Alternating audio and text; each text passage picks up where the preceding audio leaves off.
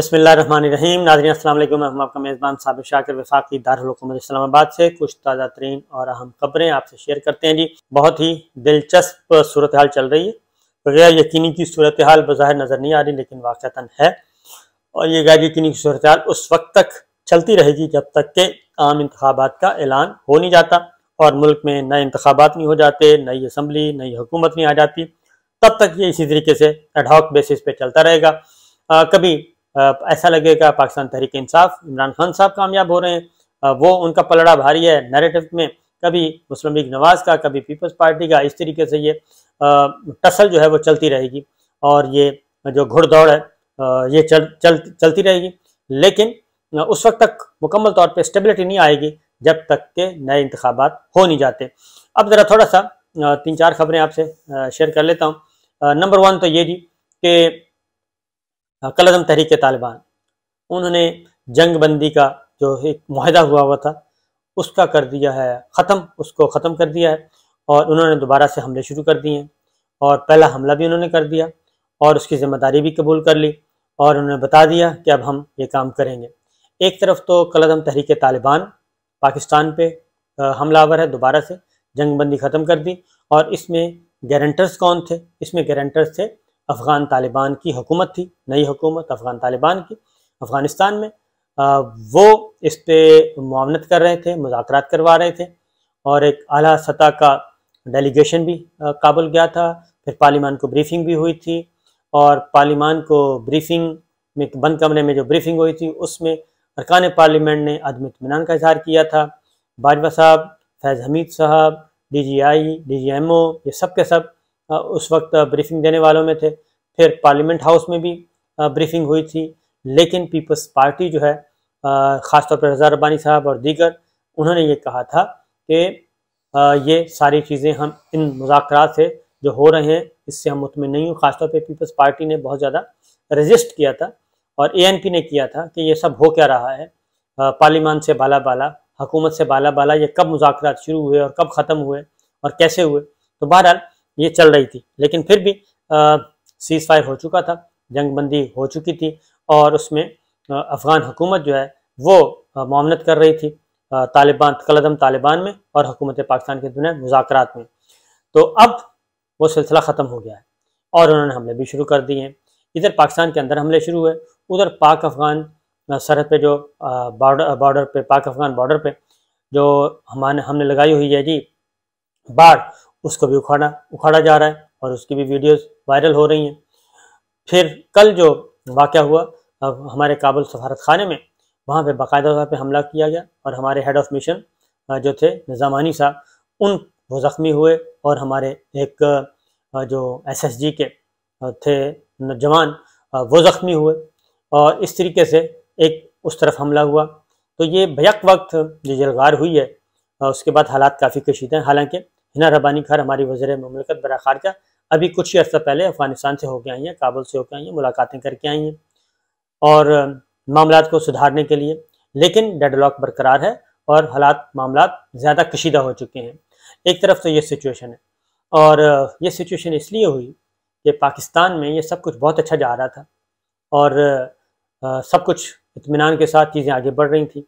और ये अफ़गानिस्तान में जब हुकूमत का तख्ता उल्टा और अशरफ गनी साहब फ़रार हो गए वहाँ से और उसके बाद तालिबान आ गए, तो उसके बाद मामला ठीक चल रहे थे और हमारे भी अंडरस्टैंडिंग काफ़ी हद तक ठीक जा रही थी। लेकिन मार्च के बाद ये जो तहरीक अदम एतमाद रजीम चेंज का सिलसिला पाकिस्तान में शुरू हुआ, उसके बाद से लेके अब तक गिरफ्त जो है वो काफ़ी कमज़ोर होती जा रही है, ताल्लुकात कशीदा होते जा रहे हैं, हालात ख़राब होते जा रहे हैं, ये सब कुछ हो रहा है। फिर हमने अपने ज़ाती जो है दाखिली मामलात में इतने उलझे हुए हैं, आपस में लड़ के इतने मर गए हैं कि हमें ये इस तरफ हमारी तवज्जो नहीं गई। क्योंकि मार्च से लेके आज तक हमारे जो बैरूनी सरहदों पे क्या हो रहा है, हमारे दुश्मन क्या सोच रहे हैं और दुश्मनों का मुकाबला हमने कैसा करना है, काउंटर स्ट्रेटजी क्या बनानी है, उस तरफ तो हमारी तवज्जो ही नहीं थी।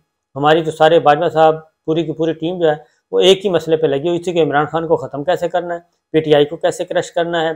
कभी वो मुस्लिम लीग नवाज को मनाते थे, कभी नवाज शरीफ को मना रहे हैं, कभी शहबाज शरीफ साहब को मना रहे हैं, कभी जरदारी साहब को मना रहे हैं, कभी खान साहब को मना रहे हैं।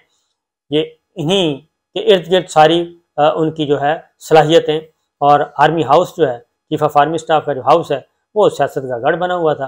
वो अब सारी चीज़ें कन्फर्म भी हो रही हैं, तो लिहाजा उस तरफ तवज्जो थी नहीं, और मामला ख़राब से ख़राबतर होते गए, और हम यहाँ तक पहुँच गए हैं कि अब अफ़गान तालिबान वो भी हमसे नाराज़, और कलदम तहरीक तालिबान वो भी हमसे नाराज़, मोहसिन दावड़ साहब वो भी नाराज़, अली वज़ीर साहब वो भी नाराज़, जमात इस्लामी भी नाराज़, ANP भी नाराज़, सब के सब नाराज़ हैं।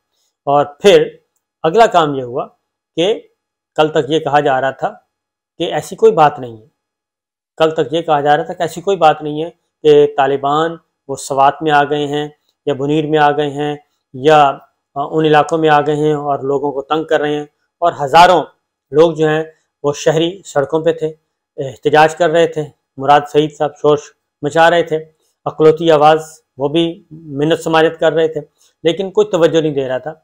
बल्कि DGI-SPR ने भी कहा था कि ऐसी कोई बात नहीं है, पार्लियामान को भी बताया गया ऐसी कोई बात नहीं है।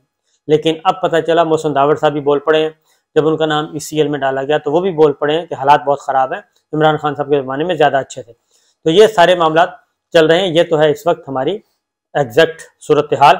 तो इसको कैसे काबू करना है, उसकी रीज़न ये है कि हमारे जो तमाम सलाहियतें तो ये हमारी लगी हुई थी कि अपने सर्वाइवल के लिए, अपने एक्सटेंशन के लिए मीडिया को कैसे कंट्रोल करना है, उनको बेलिबास कैसे करना है, और सहाफ़ियों को कैसे उठाना है, सियासी मुखालिफिन को कैसे उठाना है, ये सारी तवानाइयाँ इस पर सर्फ की हुई थी। और दुश्मन हमारा जो है वो सर चढ़कर बोलना शुरू हो गया, और अब ये हमारे पास पहले मशरक़ी सरहद और अब मगरबी सरहद, जहाँ बाढ़ लग गई थी, सोचा था सुकून हो जाएगा, 97% बाढ़ लग गई थी, लेकिन अब वहाँ पे भी कोई अच्छी हालात नहीं है, कशीदा सूरत हाल है। तो ये तो एक तरफ की बात है। दूसरी जानब पॉलिटिक्स किस तरफ जा रही है, पॉलिटिक्स में भी जो अब कोशिश हो रही है, तो मैं आपको बता देता हूँ। कौमी ख़जाने की पहले सुन लें। कौमी ख़जाना इस वक्त दिवालिया है, सरकारी मुलाजमीन की तनख्वाहों, सरकारी मुलाजमीन को पैसे देने के लिए तनख्वाही नहीं है, और वजारत हाउसिंग एंड वर्क्स है एक, उसका एक झैली इदारा होता है PWD, उसके मुलाजमीन को तनख्वाही नहीं मिली, बल्कि कुछ मुलाजमीन को आधी तनख्वाहें दी गई हैं कि आधी तनख्वाह पे गुजारा करें। फ़िलहाल इशाक डार साहब का फटा हो चुका है IMF के साथ। उन्होंने कहा कि जी मैं IMF को मैंने बता दिया कि इससे ज़्यादा हम कुछ नहीं कर सकते, और आपने पैसे देने हैं दें, नहीं देने तो हम मुतबादल तरीक़ों से इकट्ठे कर लेंगे और आगे बढ़ेंगे, इससे ज़्यादा हम नहीं कर सकते। क्योंकि अगर वो IMF की बात मानते हैं मौजूदा हुकूमत, तो रही सही कसर भी ख़त्म हो जाएगी, बिजली की कीमतें उनको बढ़ानी पड़ेंगी, गैस की बढ़ानी पड़ेंगी, फ्यूल प्राइसेस बढ़ानी पड़ेंगी, ये सब कीमतें बढ़ानी पड़ेंगी, गैस की कीमतें बढ़ानी पड़ेंगी। और अगर ये 3 बुनियादी चीज़ों की कीमतें मज़ीद बढ़ाते हैं तो हुकूमत लोग पहले ही परेशान हैं, और इमरान खान साहब की पॉपुलैरिटी पहले ही बहुत ज़्यादा है, तो वो मज़ीद पॉपुलैरिटी की तरफ जाएंगे। लिहाजा हुकूमत जो है वो चक्की के 2 पार्टों में पिसी हुई है, अब उसमें देखना है कि आगे कैसे निकलते हैं। बहरहाल दूसरी जानब क्या हो रहा है, दूसरी जानब कोशिश हो रही है मुस्लिम लीग नवाज़ की ख़ास तौर पे, और पीपल्स पार्टी भी उसमें यकीनन शामिल होगी, मेरा नहीं ख्याल कि वो शामिल होगी। वो कहते हैं कि इमरान खान साहब जो हैं उनको, हाँ हम इलेक्शन के लिए तो तैयार हैं, लेकिन इलेक्शन से पहले हमें इस बात की गारंटी दी जाए कि इमरान खान साहब जो हैं उनका एहतसाब होगा, उनको डिस्क्वालीफाई करार दिया जाएगा, उनको इलेक्शन से बाहर कर दिया जाएगा। ये मुस्लिम लीग नवाज़ की ख्वाहिश भी है और मुतालबा भी, उन्होंने खुलेआम ये मुतालबा कर दिया है कि इंतखाबात करवाने हैं। अब ये मुतालबा उन्होंने किस लिए किया है, ये सोचने की बात है।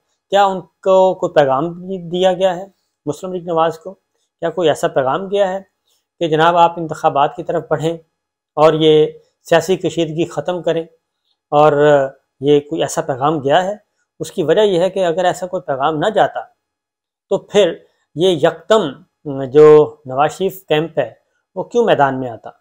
वो कैंप मैदान में आया है और उन्होंने कहा है कि पहले नवाज शरीफ के मुखालिफिन का एहतसाब करें, इमरान खान साहब को सिस्टम से उतार फेंकें। यानी मुतालबा ये किया जा रहा है कि अगला इलेक्शन जो है वो हमें इमरान खान के बगैर लड़ने दिया जाए, इमरान खान उसमें ना हो, नवाज शरीफ साहब उसमें हों। ये एक डिमांड की जा रही है मुस्लिम लीग नवाज़ की तरफ से।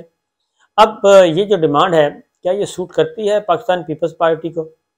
पाकिस्तान पीपल्स पार्टी किसी भी सूरत में ये नहीं चाहेगी कि दोबारा से नवाज शरीफ साहब या मुस्लिम लीग नवाज या शरीफ फैमिली दोबारा तगड़ी हो, और दोबारा तगड़ी हो के वापस आए, और उसके बाद पंजाब, खैबर पख्तूनख्वा, इन दोनों सूबों से पाकिस्तान पीपल्स पार्टी को जो थोड़ी सी स्पेस मिलनी है वो भी ना मिले।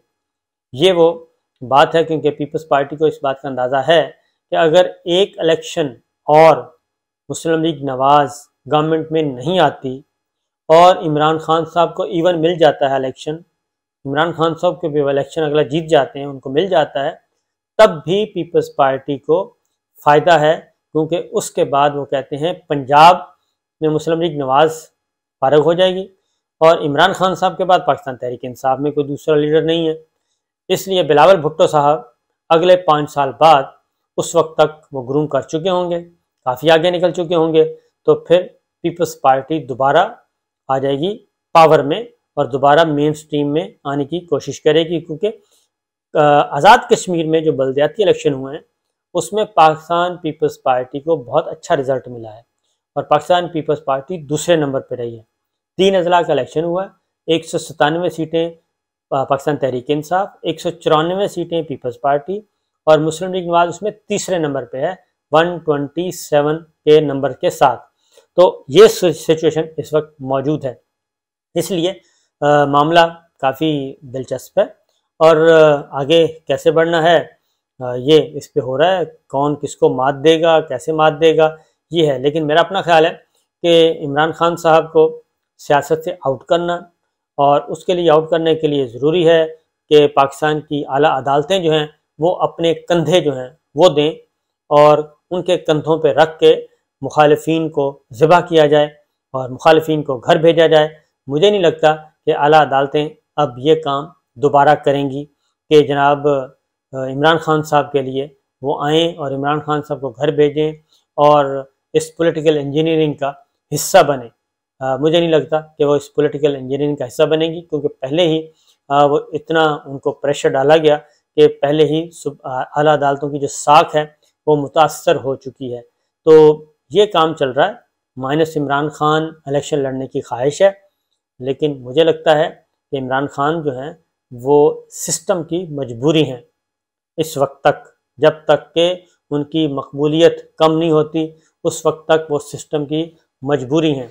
और सिस्टम इस हद तक नहीं जा सकता कि एक 75% जिसके साथ लोग हैं, वोटर्स हैं, सपोर्टर्स हैं, सीटें हैं, उनको आप इग्नोर कर सकें।